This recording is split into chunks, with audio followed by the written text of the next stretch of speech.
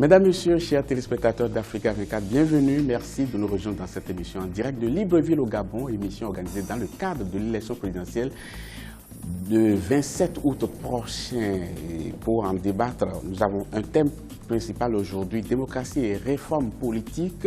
Et pour en débattre, nous avons 3 représentants de candidats sur ce plateau et un acteur de la société civile. D'abord, Alain-Claude Billy-Bizé qui représente le candidat Ali Bongo Ondimba. Merci, M. Billy-Bizé. Également avec nous, M. Jonathan Toutoum qui représente le candidat Jean Ping. Merci, M. Toutoum. Également avec nous, M. Fortune Nguema qui représente le candidat Raymond Dongsima. Merci. Et l'acteur de la société civile, c'est M. Noël Bertrand Bounzanga. Il est membre du Club 90. Merci, M. Bounzanga. Et ceux qui sont présents dans cette émission, mais qui ne sont pas sur ce plateau, c'est bien entendu vous, chers téléspectateurs. Vous êtes des milliers devant votre petit écran pour suivre cette émission. Et effectivement, vous pouvez quand même participer en envoyant vos réactions et en posant même des questions aux candidats ou à leurs représentants sur ce plateau. Et pour le faire, ce sera par différents canaux. D'abord par Facebook à l'adresse Africa 24 TV. Par Facebook à l'adresse Africa 24 TV, par Twitter, hashtag AfricaPR Gabon, et puis par WhatsApp, par l'adresse qui s'affiche au bas de votre écran, 00241 07 74 84 27, et par email, gabon2016@africa24tv.com. Chers téléspectateurs, merci de nous rejoindre dans cette émission. Et pour planter le décor, nous allons regarder un élément d'illustration signé Monsieur Ntoutoum Douglas. Après les espoirs nés de la conférence nationale de 1990, force est de constater que ces 10 dernières années, les avis restent mitigés sur l'état du processus démocratique au Gabon. Il y a d'une part ceux qui affirment que le pays est sur la voie de la démocratie et ceux qui estiment le contraire. Ces avis divergents sont en partie liés à la crise institutionnelle due à l'absence d'alternance au pouvoir. La réhabilitation du Conseil national de la démocratie vise à favoriser le dialogue politique tant sollicité en vue de l'apaisement du climat social et politique au Gabon. Du dialogue inclusif et sans tabou et qui ne se fait pas qu'entre partis politiques mais qui doit aussi tenir compte de la société civile, car il n'y a pas que des problèmes politiques, il y a des problèmes, bien sûr, les problèmes économiques et sociaux sont aussi des problèmes politiques, mais il y a aussi, non pas des problèmes seulement de transparence électorale, il y a des problèmes économiques, il y a des problèmes sociaux qui préoccupent au plus haut point notre population, le peuple gabonais, dont il faut débattre, car quand un pays est en train de reculer, quand un pays va à volo, il faut que tout le monde se mette autour d'une table et discute. L'opposition a des préoccupations qui ont valeur de contribution au débat relatif aux réformes institutionnelles et politiques. Elle porte entre autres sur la limitation de mandats, la séparation des pouvoirs, la biométrie et l'indépendance des institutions. L'histoire récente du Gabon a montré un régime engagé dans une dynamique de développement tout azimut. Pourtant, de nombreuses réformes tardent à voir le jour. Si l'opposition s'accorde à dire que rien n'a été fait durant le septennat du président Ali Bongo Ondimba en matière de démocratie et de réforme politique, pour le pouvoir, la réalité est tout autre. Aujourd'hui, c'est un faux débat, dans la mesure où je pense tout simplement que moi, je retiens à mon niveau 2 grandes réformes importantes sur le plan politique. La biométrisation du système électoral dans notre pays, d'une part, l'innovation du Conseil national de la démocratie dans notre pays, d'autre part. Et aujourd'hui, le débat sur la limitation des mandats, le débat sur le quinquennat ou le septennat, ce sont des débats qui sont open et nous allons pouvoir discuter à temps opportun. Et je suis très sûr que le chef de l'État, puisque je suis très certain de sa victoire au soir du 27 août, va tendre la main encore, comme il a l'habitude de le faire, pour discuter avec l'ensemble de la classe politique pour voir quelles sont les améliorations que nous pouvons apporter dans tout le système politique de notre pays. Conscient du rôle qui est le sien dans tout processus visant à procurer un mieux-être aux populations, l'État suit avec intérêt cette marche vers la modernisation de la loi fondamentale. Durant le mois de juin 2011, le gouvernement, conséquemment aux remarques de la Cour constitutionnelle, a fait adopter la loi sur les données à caractère personnel. La séparation des pouvoirs et l'indépendance des institutions fait encore débat dans le pays. C'était un sujet de Douglas Ntoutoum. Démocratie et réforme politique, je vous l'ai dit, c'est le thème de ce débat. Et tout de suite, je vais poser la première question à l'acteur de la société civile qui est sur ce plateau. Monsieur Bounzanga, comment se porte la démocratie gabonaise? Merci de me donner l'honneur de prendre la parole en premier. Comment se porte la démocratie gabonaise? Bien, elle se porte mal. Je me pose la question de savoir si déjà cette démocratie existe. Il y a bien entendu une démocratie formelle marquée par un calendrier électoral, et donc les gens vont effectivement voter. Mais puisque la démocratie n'est pas réductible à l'élection, on ne peut donc pas se satisfaire de ce qu'il y ait simplement ce cycle classique d'élections locales, législatives et présidentielles. Donc pour moi, il n'y a pas pour l'instant de démocratie au Gabon. Il y a une tendance à aller vers la démocratie, mais depuis 1990, on ne peut pas dire que nous avons la démocratie. D'autant plus qu'en 2009, si on reprend une petite définition basique et bien connue de la démocratie, c'est le gouvernement du peuple, par le peuple et pour le peuple. En l'occurrence, c'est le gouvernement du plus grand nombre sur lui-même et sur la minorité. Vous avez une élection présidentielle en 2009 où le président actuel, candidat à sa propre succession, a été élu avec moins de 50%, c'est-à-dire qu'il ne rassemble pas la majorité du suffrage universel exprimé, puisque additionnant les voix, le suffrage obtenu par Pierre Mambundu et André Mbaoubam, on voit très clairement que la majorité se retrouve dans l'opposition. Et manifestement, il y a un hiatus, une trahison à l'égard du principe démocratique qui veut que la majorité gouverne purement et simplement. Et depuis 2009, ce n'est pas... tout ça, c'est conformément au mode de scrutin qui a été adopté et que retient la Constitution. Le mode de scrutin ne met pas à mort le principe démocratique. Et le problème, justement, ce sont les conditions dans lesquelles un certain nombre de consensus et d'accords ont été acquis. Parce que les acteurs ne peuvent pas comme cela, les acteurs politiques ne peuvent pas comme cela s'accorder sur la ruine de la démocratie. C'est-à-dire le principe premier qui voudrait acter la démocratie, c'est vraiment, et c'est vraiment la chose la plus simple qui soit, c'est que la majorité gouverne. Et là, on a une élection présidentielle depuis 2009, la majorité ne gouverne pas. Donc il y a une entorse depuis cette loi qui a permis que l'élection présidentielle se fasse en un tour et non plus en deux tours, et que la majorité soit simplement relative, c'est-à-dire celui qui arrive le premier, c'est celui qui l'emporte. Donc on pourrait avoir au Gabon quelqu'un qui est élu à 20% et qui est donc premier et qui devient de ce fait président de la République, faisant ainsi entorse, mais terrible, une entorse terrible à la démocratie. Du coup, vous avez un chef de l'État qui gouverne sans la légitimité populaire, du moins une sorte de l'égalité, mais bon, de l'égalité fabriquée par ailleurs, mais en tous les cas, en termes de légitimité, je pense que le chef de l'État actuel n'a pas la légitimité qu'il faut pour gouverner si nous prenons simplement le principe élémentaire qui veut que la majorité gouverne sur lui-même et la minorité. Merci, M. Bouzanga. Démocratie et réforme politique, c'est le thème. Et à l'opposé du mot démocratie, je pose le mot dictature. Et ce mot dictature a été utilisé plusieurs fois, surtout en cette période de campagne électorale. Et j'entends une personne, et pas des moindres, je vais citer M. Jean-Ping qui dit, citation, le Gabon est une dictature pure et simple entre les mains d'une famille, d'un clan. Fin de citation, M. Ntoutoum. Est-ce que c'est une vue de l'esprit ou c'est une réalité vécue quand M. Jean-Ping tient de ses propos? Non, mais ça ne peut pas être une vue de l'esprit à partir du moment où il y a certains critères qui prouvent qu'au Gabon, pour l'instant, nous n'avons pas un régime tout à fait démocratique. Et si on n'a pas un régime démocratique, on se rapproche de la dictature. Et il y a les faits qu'ils prouvent. Depuis 2009, je ne connais aucune manifestation que M. Ali Bongo ou son gouvernement est autorisé pour se tenir. Jusque-là, on est arrivé à des manifestations qui ont subi une répression terrible. On a eu des journalistes qui ont été inquiétés dans l'exercice de leurs fonctions.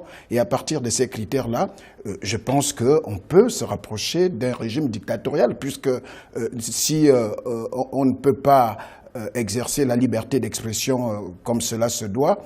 Si les manifestations ne peuvent pas se tenir malgré les demandes faites au niveau du ministère de l'Intérieur. À partir de là, on n'est pas dans un régime qui fait la promotion des libertés. Et à partir de là, je pense que M. Jean-Pierre a raison de parler de la dictature, mais aussi dans une république. Je ne pense pas, c'est vrai qu'on me prendra l'exemple de George Bush fils à son père, mais dans une république, un fils ne remplace pas son père. À partir des conditions que nous connaissons. Attention oui, à ce que vous dites. Mais je vous suis. Parce que dans la Constitution, il y a un passage qui dit qu'un homme ne peut pas succéder à son père. Non, mais ça, c'est dans les faits, dans la Constitution, ce n'est pas indiqué. Mais lorsqu'on regarde,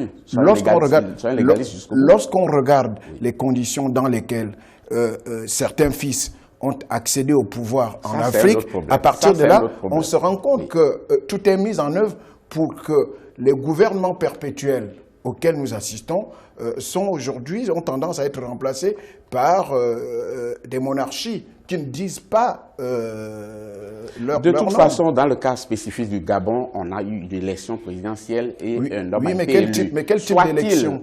Fils de quelqu'un, la Constitution ne fait pas cas de cela. Oui, mais M. Babilas Botton, quel type d'élection avions-nous nous? Ça, c'est notre question sur laquelle on reviendra tout à l'heure. Et même les services secrets français ont fait sortir un film là-dessus en disant que M. Ali Bongo n'avait jamais été élu. Ce n'est pas de nous, c'est connu de tout le monde. Merci, M. Ntoutoum. M. Nguema, est-ce que vous vivez la démocratie telle que décrite par vos co-débatteurs sur ce plateau? Apparemment, tout ne se passerait pas très bien.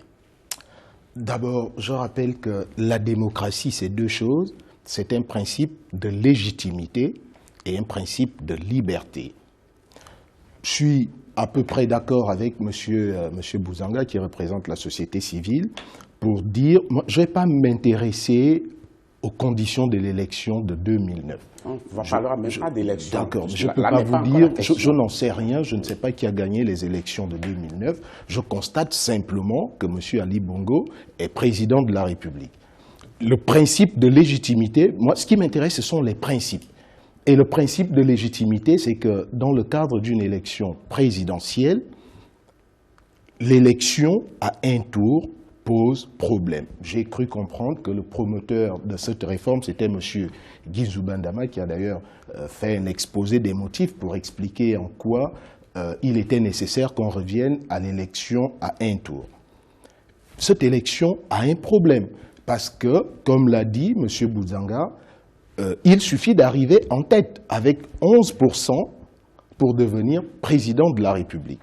Ça veut dire, sur le papier, on est président de la République, mais est-ce qu'on peut diriger sérieusement un pays quand on n'a pas la majorité de la population avec soi? Mais en optant pour un scrutin à un seul tour, on en était conscient. J'entends bien. Non, moi, je ne reviens pas sur... Mais parlons surtout de la démocratie. Oui, je vous ai dit que c'était un principe de légitimité d'abord. À partir du moment où on est élu, mais on n'a pas la majorité des électeurs avec soi, il est très difficile d'impulser des réformes qui ferait consensus dans le pays. On n'en est même pas encore à l'étape des réformes aussi. Est-ce qu'il y a démocratie? Est-ce que vous vivez la démocratie au quotidien ici? Quand on regarde le principe de légitimité, pour moi, ça pose problème. Quand on regarde le principe de liberté, je suis un peu plus circonspect. Parce que, à la fois, on voit bien, même si c'est une liberté un peu liberticide, parfois un peu dévoyée. On voit bien, si on regarde au niveau de la presse, je ne parle pas des médias publics qui concernent M. Bilé-Bizé, de Gabon Télévision ou de Gabon 24, mais au niveau de la presse, on voit bien qu'il y a une forte expression à peu près libre des médias dits de l'opposition, sans entrave surabondante, sans entrave particulière. C'est vrai qu'il y a des choses à régler. Donc, selon vous, sur le plan des médias, aucun problème. Oui, je constate que quelqu'un... Je ne dirais pas que le Gabon est une dictature, en réalité. Parce que je constate que dans une dictature, on n'insulte pas le chef de l'État devant un militaire sans se faire arrêter. Dans une dictature, quand on est une presse de l'opposition, on ne dit pas ce qu'on veut sans forcément être poursuivi tout le temps. Il y a une forme de liberté d'expression au Gabon. Donc le principe de liberté, dans ma définition de la démocratie, marche à peu près correctement. Il en va autrement en ce qui concerne le principe de légitimité. Et dans ma définition de la démocratie, c'est deux choses, un principe de légitimité qui ne marche pas très bien avec une élection à un tour, et un principe de liberté qui me semble, qui demande à être amélioré. Il faut un certain nombre d'améliorations, mais qui va Nguema. à peu près bien. Monsieur Billy-Bizet, pour ceux qui partagent le fait qu'il y a un semblant de démocratie, si on peut l'appeler comme ça, ils estiment quand même qu'il y a des choses à redire, mais pour les autres, sur ce plateau, apparemment, les choses ne se passent pas très bien, notamment le principe de la liberté d'expression, comme l'a dit M. Toutoum tout à l'heure, que les manifestations ne sont jamais autorisées. Or, dans une démocratie normale, les manifestations sont autorisées. Est-ce que vous pouvez lever quand même un équivoque sur ce plan-là en disant que, effectivement, des manifestations, pour la plupart, n'ont pas été autorisées pour une raison bien précise? Je vous remercie, M. Babilas Botton. J'espère que cette conversation, nous allons la mener en toute bonne foi, en toute équité, en toute responsabilité également, parce que nous parlons de notre pays. Et un débat comme celui qui nous intéresse ce soir devrait faire appel à un peu de hauteur. Soit nous définissons la démocratie d'un point de vue intellectuel, et c'est universel, et dans ces conditions, on cherchera des pays sur Terre qui sont de vraies démocraties, on en trouvera très peu. Parce que, y compris dans les démocraties occidentales, le débat se pose encore sur la légitimité de tel ou tel type d'élection. Entre le système parlementaire, est-ce qu'il est vraiment représentatif? Le système présidentiel à l'américaine, est-ce qu'il est représentatif? Et d'autres systèmes comme à la française, est-ce que c'est plus représentatif que d'autres? Donc tous les débats sont ouverts et nous sommes à la croisée des chemins où on peut poser les débats sur la table sans avoir à s'invectiver et à commencer à se jeter des choses au visage. Je pense que, pour prendre le cas du Gabon et répondre directement à la question que vous posez, les lois gabonaises aujourd'hui en vigueur ne sont pas le fait d'Ali Bongo seul. C'est le fait de toute une classe politique, depuis des décennies, qui a adopté un certain nombre de textes, de lois, et qui sont aujourd'hui appliqués dans notre pays. Il faut bien entendu les faire évoluer. Il faut faire évoluer la Constitution, il faut faire évoluer un ensemble de lois pour que nous tendions effectivement vers plus de démocratie, plus de liberté, etc. Tout ceci est connu de tous. La question qui se pose, c'est une question d'ordre de priorité. La Constitution est le reflet d'une société à un moment donné. Nous parlons aujourd'hui d'une élection à un tour, il n'en a pas toujours été ainsi. En 1990, on a adopté une Constitution qui date de 1991 finalement, qui avait ramené le mandat présidentiel à 5 ans, renouvelable une fois. Et chemin faisant, nous sommes revenus à un mandat présidentiel de 7 ans, renouvelable, et finalement à un scrutin à un tour. C'est chemin faisant. On ne peut pas aujourd'hui dire c'est la faute d'Ali Bongo, parce qu'il y a un cheminement qui a concerné toute une classe politique. Et cette classe politique peut aujourd'hui constater que tel ou tel mécanisme mis en place ne dégage pas assez de légitimité pour impulser des réformes. C'est une question de responsabilité. Par ailleurs, il n'y a pas de majorité mécanique du fait qu'on sorte d'une élection présidentielle où Ali Bongo a obtenu 41%, Mamboundou X%, Mbobam X%, et on additionne mécaniquement les voix de Mamboundou et de Mbobam pour dire c'est eux la majorité. Ce n'est pas mécanique. Mamboundou et Mbobam ne sont pas additionnables.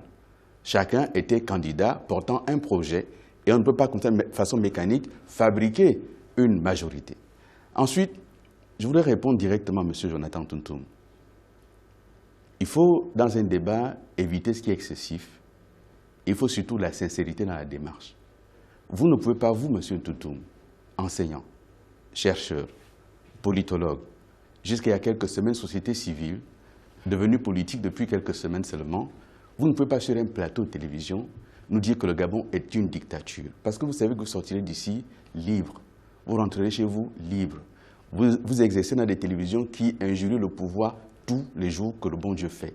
Et vous rentrez chez vous sans être inquiété. Donc il n'est pas utile pour être entendu de faire dans la mauvaise foi et l'invective. Ce n'est pas nécessaire, ce n'est pas indispensable. Merci, M. Billy-Bizet. Je reviens à M. Bouzaga. On va essayer d'aller dans le concret dans le concret, en posant sur la table les règles qui permettent quand même d'apprécier une démocratie, notamment l'existence des institutions qui sont prévues par la Constitution, leur fonctionnement, leur impartialité. Est-ce que, selon vous, toutes les institutions prévues par la Constitution gabonaise ont été installées, existent aujourd'hui et fonctionnent? D'accord. Un indicateur très important. D'accord. Je vais répondre par trois points. Je terminerai sur la partialité ou l'impartialité des institutions, comme vous avez dit. Je voudrais revenir à une expression qui me paraît bien intéressante, utilisée par M. Nguema à propos du principe de la liberté d'expression. Je voudrais revenir à la liberté d'expression justement de la presse et faire observer ceci, que ce n'est pas parce que la presse... vous avez raison, bien entendu, sur le fait que la presse s'exprime. Il y a une pluralité de titres. Voilà. Oui. Donc je voudrais simplement nuancer le propos pour dire ceci, que la presse peut dire ce qu'elle veut, comme elle veut. Cela ne signifie cependant pas qu'elle est libre. Parce que la liberté, pour moi, ce n'est pas simplement, c'est pas de la licence. Ce n'est pas la liberté de tout dire et dire n'importe quoi, par ailleurs. Je pense pour moi que la liberté d'expression est garantie par l'accès à l'information, notamment pour la presse dite d'opposition, la presse d'opinion. Ça, c'est une parenthèse. Parlez surtout de la question maintenant, que je vous ai posée par rapport à l'existence des institutions. Je termine. Ensuite, l'autre chose, j'ai entendu M. Billy Bizet dire tout à l'heure que la Constitution n'est pas le fait d'Ali Bongo et qu'il ne faut donc pas dire que c'est la faute d'Ali Bongo. Personne, je pense, sur ce plateau n'a dit que c'était la faute d'Ali Bongo. On pourrait tout simplement lui reprocher le fait d'avoir duré, enfin d'être resté 7 ans et de n'avoir pas engagé les réformes à cet égard, puisque, comme il a dit, la Constitution, effectivement, a fait consensus à un moment donné. Et donc, ce qui a donné lieu à l'élection à un tour. Sauf que depuis au moins 2009, cette Constitution est remise en cause et donc elle ne reflète plus le consensus national. Pour aller droit à la question que vous posez, celle des institutions. Est-ce qu'elles existent? Oui, elles existent. Il existe un Conseil national de la communication, il existe un Parlement à 2 chambres, c'est-à-dire l'Assemblée nationale et le Sénat. Il existe la Cour des comptes, il existe le Conseil économique et social, il existe une pléthore d'institutions. Mais alors... Donc on est d'accord là-dessus. Bien sûr, oui. Après, il faut regarder la sincérité des hommes. Moi, j'ai apprécié l'expression utilisée par M. Billy Bizet à propos de la sincérité. Je pense à un moment donné que le formalisme ne nous sauve pas toujours. Le fait d'avoir effectivement les institutions, dit-on, qui garantissent la démocratie, ne garantit pas cependant la démocratie. Il faut ensuite regarder derrière, non pas simplement leur fonctionnement, mais également l'esprit dans lequel et pour lequel ces institutions ont été faites. Je pense qu'il fut un temps où, en 1990, à partir de la conférence de La Baule, on a imposé à un certain nombre d'États africains de devenir des États démocratiques. Ne revenez pas en arrière. Non. Parlons du cas du Gabon. Bien sûr, je parle du cas du Gabon. Et donc, le Gabon a accédé à cette démocratie et on a dit qu'il fallait créer un certain nombre d'institutions. Donc, vous êtes d'accord avec nous que les institutions existent et fonctionnent? Les institutions existent et fonctionnent, mais pour la finalité du gouvernement perpétuel. Ça signifie que la finalité de ces institutions, c'est certes d'assurer le fonctionnement régulier de l'État, mais il y a une finalité politique, c'est qu'elles ne garantissent pas l'alternance. On va apprécier par la suite la qualité de travail qui est fait par ces institutions-là. Mais avant, je vais lire une réaction d'un téléspectateur qui nous écrit de Paris. Il s'appelle Chouki. Il dit « Comment parler de démocratie ?» Et ça, la question, je vais l'adresser à M. Nguema. Il dit « Comment parler de démocratie si les libertés fondamentales ne sont pas garanties actuellement au Gabon? Arrestation arbitraire des syndicalistes, monopolisation de l'espace public par le pouvoir, que ce soit dans les médias publics ou ailleurs. » Fin de citation. M. Nguema, qu'est-ce que vous répondez à ce téléspectateur? Je réponds d'abord que tout dépend de l'ordre dans lequel on parle. Est-ce qu'il y a une constitution qui garantit les droits et libertés fondamentaux au Gabon? La réponse est oui. Est-ce qu'il y a une effectivité de la protection de ces droits et libertés? Je suis plus circonspect. La constitution du Gabon est une constitution qui a presque tout prévu. Sur le papier, en théorie, la constitution gabonaise est une constitution démocratique. simplement, vous savez ce que dit l'article 16 de la Déclaration des droits de l'homme et du citoyen de 1789, qui est intégré dans le préambule de notre Constitution. Monsieur et qui fait... Monsieur Guéma, je vais juste... Oui, est-ce que d'abord vous vous retrouvez à travers ce que décrit le téléspectateur? D'abord, je ne commente pas les affaires. Je suis juriste et je ne commente pas les affaires sur lesquelles je ne sais rien. Je n'ai pas d'éléments de preuve pour dire que tel mais vous vivez au Gabon, vous savez ce qui se passe au quotidien. Dites-nous, est-ce que vous vous retrouvez à travers ce que décrit ce téléspectateur? Si vous ne vous retrouvez pas, vous ne vous y retrouvez pas. Sur bien des aspects.